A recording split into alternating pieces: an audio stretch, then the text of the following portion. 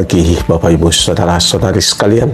Selamat datang dalam permenungan pagi masa Prapaskah hari yang ke-28. Saya ingin mengawali renungan saya dengan kisah perjalanan.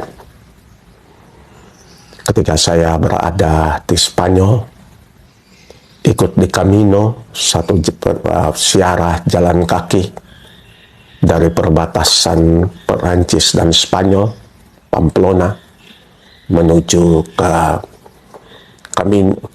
ke Santiago, tempat di mana ada kuburan Rasul Yakobus. Ziarah ini dengan jalan kaki, bisa juga dengan sepeda, tetapi suatu perjalanan yang bagi saya luar biasa. Suatu saat ketika kami tiba di Sierra di Perdona, jalanannya begitu menanjak, penuh bebatuan, di kiri kanan ada duri-duri, dan cuaca sangat-sangat panas. Pelan-pelan kami berjalan. Pelan-pelan saya merasa seperti siput yang lagi berjalan di bawah terik matahari. Pelan sekali gerakan. Sebentar-sebentar saya harus minum air supaya bisa kuat untuk mengganti keringat yang mengalir. Benar-benar bukit Sierra di Perdona, Sierra di Perdang, bukit minta ampun, karena memang jalanannya begitu ribet. Begitu sampai di atas, ada angin segar dan sebotol air untuk memuaskan dahaga. Teman saya terlentang tidur, kecapean, kesakitan. Tetapi ketika sudah sampai di atas, dengan air, saya merasa seperti berada di surga. Dengan angin yang bertiup, saya minum air. Menikmati air demi air sembari menutup mata. Air yang mengembalikan kesegaran tubuhku.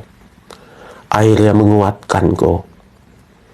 Air yang memberikan kepadaku semangat, kekuatan untuk berjalan, untuk melanjutkan perjalanan itu. Air yang membersihkan wajahku dari keringat, yang mendinginkan kepalaku yang kepanasan diterpa matahari. Bacaan hari ini berbicara tentang air. Air yang mengalir dari Kenisa. Air yang dibuat oleh malaikat dan diukur oleh malaikat. Diminta Nabi untuk mengukur jaraknya, bahkan kedalaman dari setinggi mata kaki menjadi setinggi pinggang, akhirnya cukup dalam untuk orang bisa berenang. Dan air yang mengalir dari Kenisa itu melewati tanah gersang. Tetapi setiap tanah gersang yang dilewati oleh air itu diubah, diberikan kehidupan baru. Di tempat yang gersang, tandus itu, sebuah kehidupan terjadi. Makhluk-makhluk hidup berkeriap di dalam air. Tanaman-tanaman pun bertumbuh sepanjang sungai itu. Tapi ingat, air itu mengalir dari Kenisa. Zamannya Yesus, ada sebuah kolam, namanya kolam Bethesda. Di tempat itu orang-orang sakit berkumpul, menantikan rahmat berkat Tuhan yang turun, menggoncangkan air.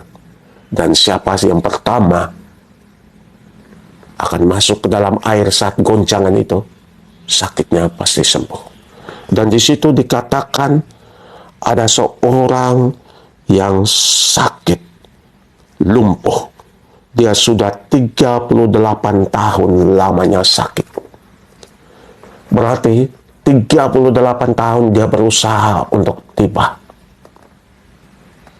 Tapi tidak ada seorang pun yang membantu dia. Yang sudah sembuh pun tidak kembali untuk membantu dia. Orang datang ke kolam Bethesda untuk mendapatkan kesembuhan buat dirinya. Makanya ketika Yesus datang dan menyembuhkan orang itu di pinggiran kolam sumur Bethesda itu,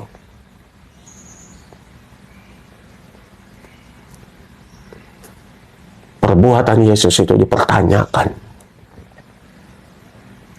Bukan orang merasa bahagia karena seorang lumpuh 38 tahun lamanya disembuhkan.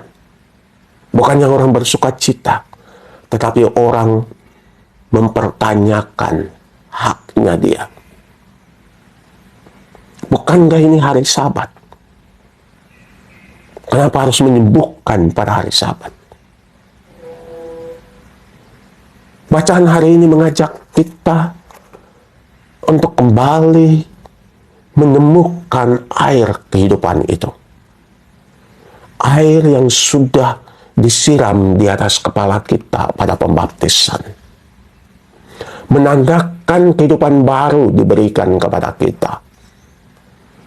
Menandakan dosa lama kita telah diangkat, kita semua yang telah dipermandikan, disiram airnya dengan di atas kepala kita. Kita semua diangkat menjadi putra-putri Allah. Lalu apa tugas kita? Tugas kita adalah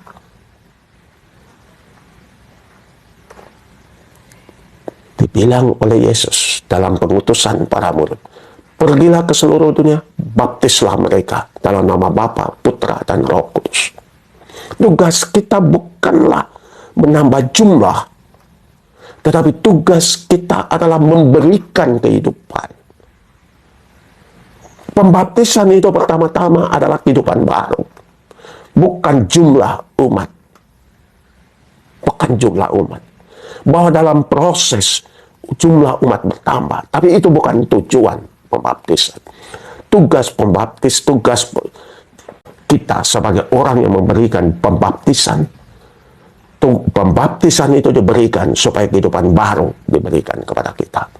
Kehidupan sebagai putra putri Allah. Makanya ketika kita masuk gereja, kita semua memberi tanda salib dengan memakai air. Mau mengingatkan kepada kita bahwa kita semua ini orang baptisan. Kita masuk ke dalam rumah ini sebagai orang baptisan. Tetapi kita masuk karena ada seorang yang telah memberikan hidupnya untuk kita. Makanya pembaptisan yang kita terima haruslah merubah pola pikir kita, pola tindak laku kita, supaya kehadiran kita sungguh-sungguh menjadi satu kehadiran yang membawa rahmat dan berkat. Makanya diingatkan dalam bacaan pertama, Kenisa, kolam Bethesda, haruslah menjadi kolam memberi kehidupan. Memberi kehidupan. Kolam pengubah kegersangan menjadi tanah yang subur. Tanah yang bisa ditumbuhi lagi dan dihidupi. Tempat kehidupan boleh bertumbuh. Makanya gereja, komunitas, tidak boleh menjadi komunitas penyucian diri semata. Tetapi komunitas di mana kehidupan itu bertumbuh. Makanya ketika kita berbuat sesuatu untuk membantu sesama kita, itu adalah tugas, tanggung jawab, tapi itu adalah kewajiban kita. Makanya di dalam gereja dan di dalam komunitas, tidak boleh ada orang yang susah. Tidak boleh ada orang yang berkekurangan. Sementara ada yang lain berkelimpahan. Tidak boleh ada yang cuma menerima dan menuntut untuk menerima dan tidak pernah memberi. Kita semua punya tugas yang sama, mengubah kehidupan. Kita semua punya tugas yang sama sebagai anak-anak baptis, memberikan kehidupan dan menandakan bahwa kerajaan Allah sudah hadir. Hanya dengan demikian, gereja kita bisa menjadi tanda kehadiran yang membawa rahmat dan berkat. Hanya dengan demikian, kehadiran kita tidak pernah menakutkan. Tetapi kehadiran kita adalah satu kehadiran yang sangat dirindukan dan didambakan. Karena kita hadir, dan ketika kita hadir, kehidupan berubah. Dan ketika kita hadir, kemungkinan hidup berubah. Semoga kita sekalian diberkati oleh Allah yang Maha Kuasa, Bapa, Putra, dan Roh Kudus. Amin.